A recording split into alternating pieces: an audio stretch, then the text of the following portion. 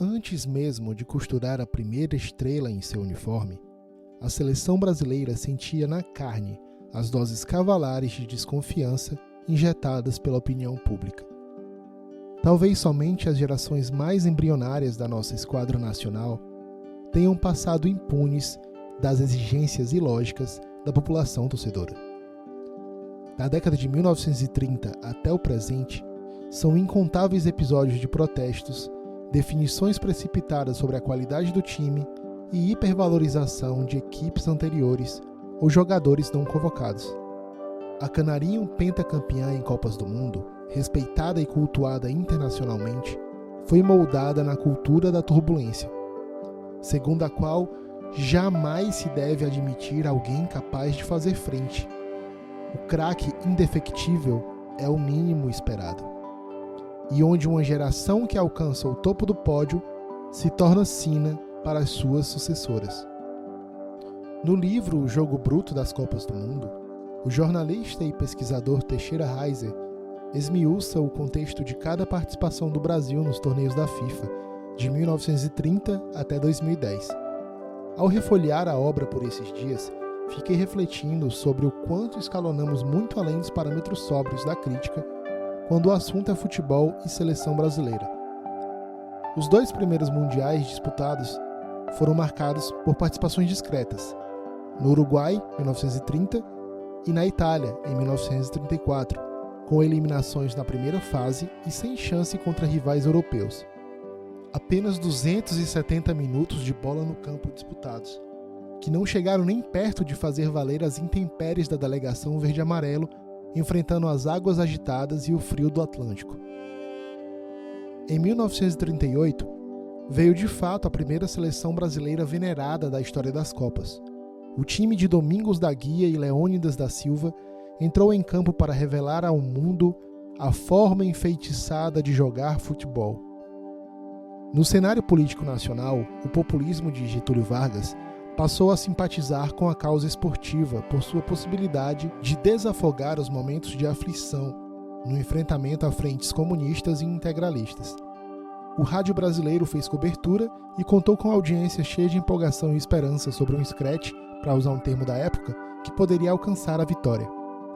Avançando na competição, o roteiro dos sonhos foi interrompido na eliminação do Brasil para a Itália, nas semifinais por 2-1, com um gol de pênalti marcado por Meazza.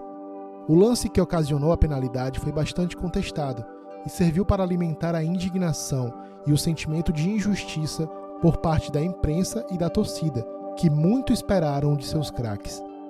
A seleção ainda ficou com o 3º lugar no 4-2 sobre a Suécia, um prêmio de consolação pela equipe que também colocou na história o seu primeiro artilheiro em Copas, o Diamante Negro, o Leônidas da Silva. Nascia o Brasil que figurava no pódio. No entanto, nascia também a expectativa, a famosa mãe das decepções, a imagem de um time imbatível, a certeza de que nossa identidade era de pátria geradora dos maiores encantadores de bola dos 7 mares. A partir dali, o caldo engrossou.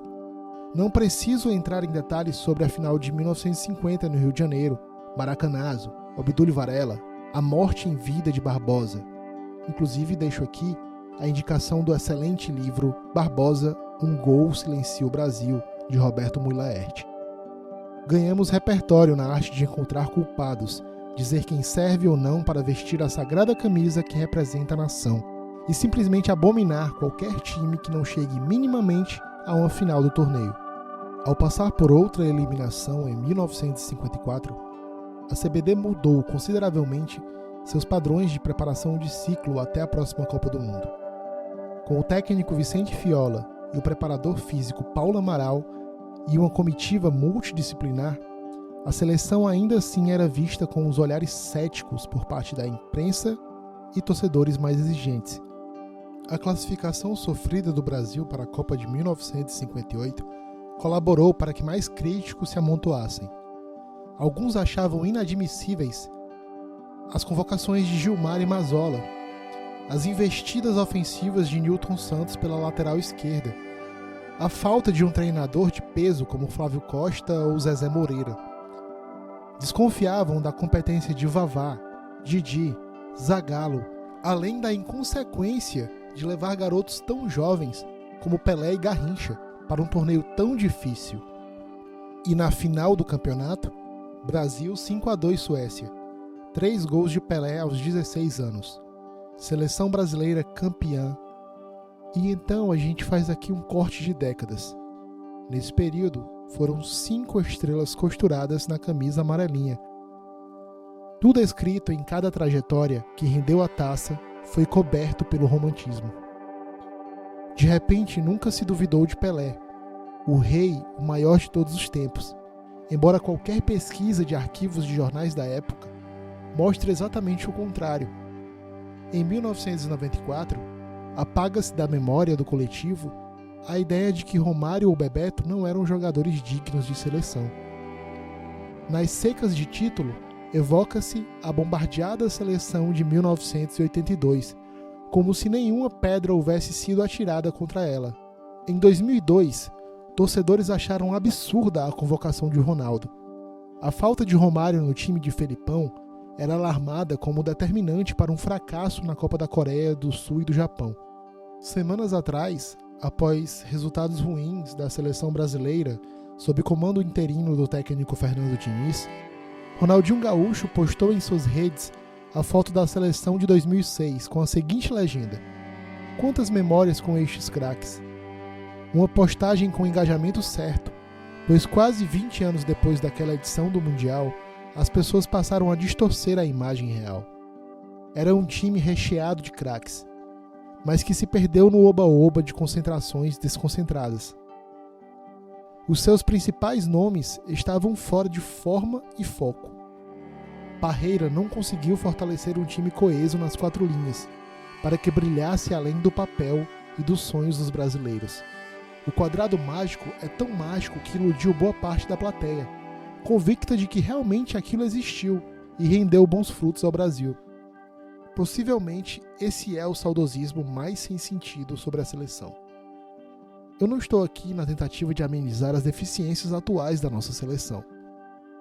Tampouco condenar a insatisfação sentida pela falta de atuações brilhantes, mas acredito que podemos ser menos apocalípticos na hora de traçar certas análises. A pior seleção de todos os tempos já habitou diversas épocas. Levantou taças algumas vezes. E mesmo quando resultou em eliminações frustrantes, anos depois, tornou-se referência para gerações insatisfeitas com o time vigente. No futebol, existem momentos bons e momentos ruins, assim como existem os dias bons e os dias ruins.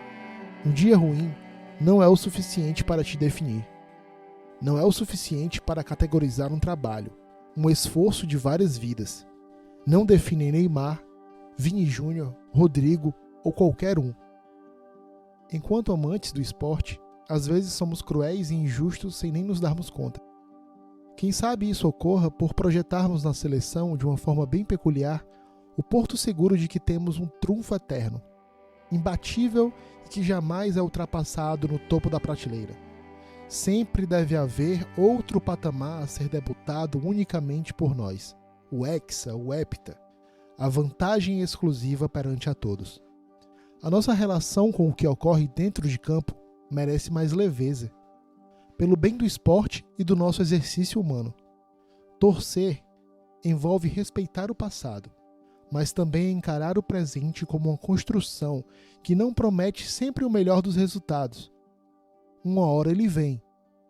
E justo por não vir a todo momento, nós o valorizamos. Recorrer exaustivamente ao passado é, no fundo, de uma melancolia extrema. É abraçar o desespero no presente, quando ainda temos muitos passos a desbravar adiante, novas dores e novas alegrias.